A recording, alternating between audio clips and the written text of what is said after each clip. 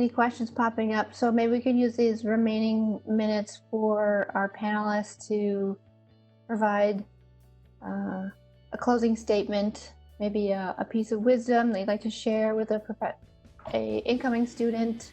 I would say something that we didn't really touch on was how much you can get involved in the engineering department. For example, we have a bunch of clubs in engineering, such as like Society of Women Engineers, Society of Automotive Engineers, like a leadership class, which kind of feels like a club because you're with people all the time from that class, and it's like a cohort.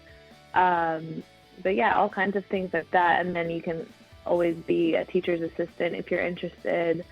And we have this storytelling for change cohort as well that I was a part of, which kind of just talks about your journey through engineering and stuff like that. We were going to go to a conference, but that got canceled as well this semester. But anyways, there's so many opportunities to get involved that have made me a lot closer with professors and other people in the department and class or people that I didn't have classes with that I got to know. But overall, I would say that our major might be the closest major like at JMU because we all know each other, and I live with a bunch of engineering girls that will probably be friends forever, and I know all the professors. So, and plus our area of the engineering building is just awesome because we have access to these rooms that no one else does, and we're all sitting in there together all the time, and we have the most amazing resources. So overall, being in this major made me feel like the most part of JMU ever. So yeah, that's something that not all majors can probably say. I agree with Lindsay. A lot of what she talked about is what I experienced in engineering. I've made lifelong friends.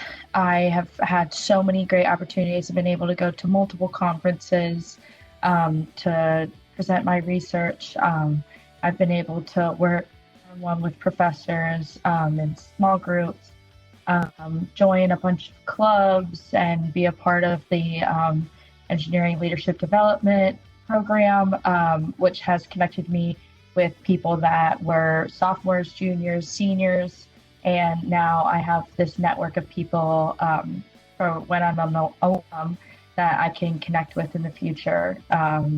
There's so many people now that have graduated with JMU Engineering, and it's something that we all have in common, especially with it being so tight-knit that I know when I go out in the work field and someone says, oh yeah, I graduated from JMU Engineering, it's that instant connection.